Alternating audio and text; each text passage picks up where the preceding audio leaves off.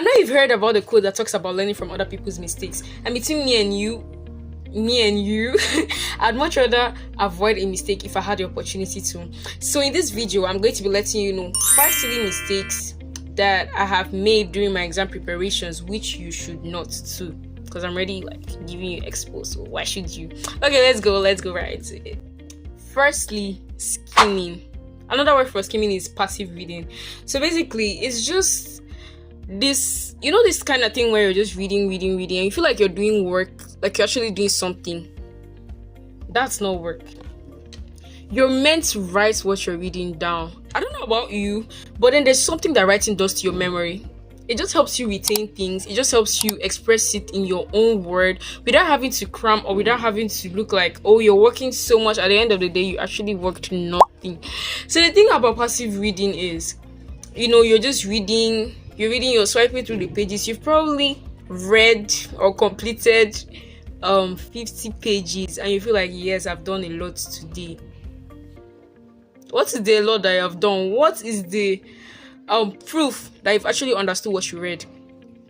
It's when you're writing things down, when you're explaining it out to yourself, when you're trying to remember what you did, trying to recall what you just read, then that is what we call active reading. That is something you should do. Avoid passive reading, okay? That is one mistake I used to make, but I've changed, so things have become better now. So the next mistake you should avoid, which I believe almost everybody does, is last minute cramming. I'm sorry, what have you been doing for the past 10 weeks that you had before your exam? What? See, you're probably not going to start from the very first week, even though I think you should. But last minute cramming is never the way. You see, cramming in the very last minute will not allow you express yourself as much as you should during examinations. There's something about writing from your understanding that makes the lecturer know that yes, this person actually read, this person actually grabs or gets the concept of what has been taught in class. If you're just cramming last minute, you won't be able to go into detail. And the other thing about last minute cramming is it doesn't help with objective examinations.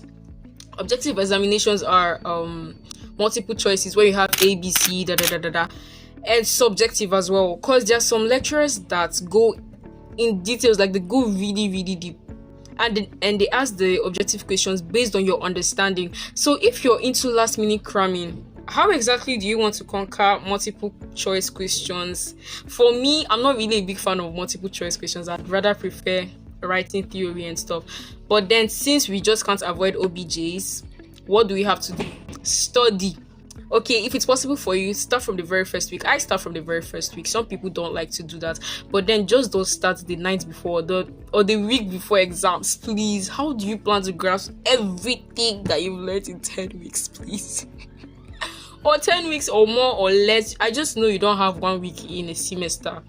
So yeah, avoid last minute cramming. It really helps, both subjective, theory, objective, whatever form of exam you're writing. It's always better to start early. The early bird gets the what? Is it for test warm? I don't know. But then you shall get something.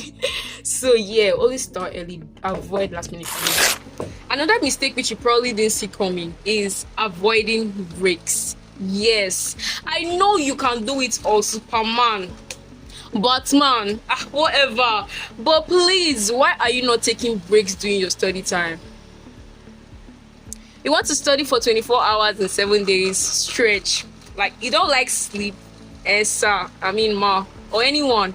You don't like sleep. You don't like rest. You don't like to involve in other activities that are not studying. You see, if you just keep on doing this, if you just keep on studying, of course studying is great. If not, I won't be making this video. But if you keep on doing it without taking breaks, you're eventually going to burn out. You're eventually going to break out, or you're eventually going to feel tired and overwhelmed and uninspired to continue. The thing about breaks, I'm not saying that you should take 1 hour breaks if you study for 20 minutes. I'm saying that you should take adequate break, whatever it is that makes you feel relaxed. Right after studying, you can have your break as your reward, something to just make you feel good and just calm your mind, just relax. Because studying requires a lot of energy from the brain, from the mind. So not taking breaks would eventually affect you during examination. You would feel tired. You probably not want to put in all your best. You feel like, oh, I've studied enough, and oh, exactly, your brain will be overwhelmed. Guys, my roommate is contributing to my video. So yes, you eventually feel overwhelmed. So yeah, take breaks. Not because I said you should take break. You will not take what? Please don't take 1 hour breaks. Just take adequate breaks. For your amount of for your study time. For your study time. The very mistake I am number one. Like, this is the mistake I make the most. I'm very, very much guilty of this one. Is drum roll. Is multitasking. You know that thing where you've not managed your time well, and then you're trying to do two things at the same time. Yes, you can do all things through Christ who strengthens you, but it's not spontaneously now. Like, please manage your time well. You see, multitasking is basically trying to do one or more things at the same time, and it's not good for your focus while studying. And then the one way you can overcome multitasking is time management. You see, when you have 24 hours in a day, you probably have a bunch of things in your mind that you want to do.